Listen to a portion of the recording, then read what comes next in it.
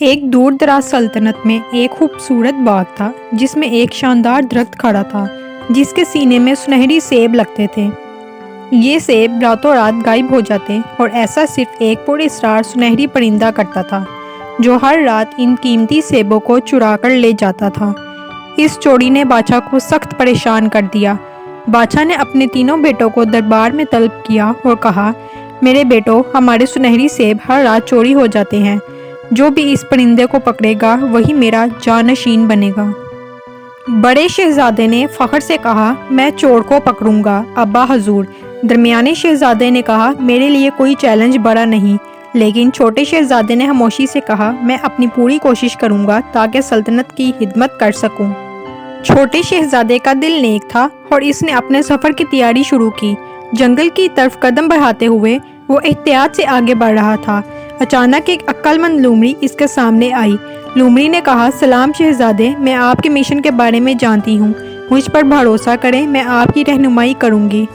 شہزادے نے شکر گزار ہو کر کہا، شکریہ عقل مند لومڑی، میں آپ کی مدد کا خیر مقدم کرتا ہوں۔ لومڑی نے شہزادے کو ایک آسان راستہ دکھایا جو ایک چمکتا چاندنی کا محل اور ایک دمکتا سونے کے محل کے درمیان سے گزرتا تھا۔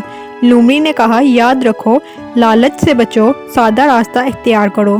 شہزادہ اس کی نصیحت پر عمل کرتا ہوا سادہ راستہ اختیار کرتا ہے۔ جنگل میں چلتے چلتے وہ ایک مدھم روشنی والے کمرے میں پہنچا جہاں سنہری پرندہ ایک سٹینڈ پر بیٹھا تھا۔ شہزادہ نرم قدموں سے پرندے کی طرف بڑھا اور کہا، میں تمہیں نقصان پہنچانے کا ارادہ نہیں رکھتا خوبصورت پرندے۔ سنہری پرندہ نرم آواز میں بولا، تمہاری مہربانی تمہیں دوسروں سے ممتاز کرتی ہے، میں خوشی سے تمہارے ساتھ چلوں گا۔ شہزادہ پرندے کے ساتھ واپس جنگل کے راستے پر روانہ ہو گیا۔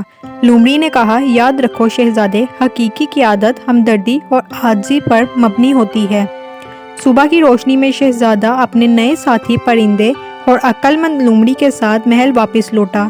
دربار میں سب درباریوں کی نظریں شہزادے پر مرکوز تھیں اور جب وہ بادشاہ کے سامنے پہنچا، اس نے سنہری پرندے کو پیش کیا۔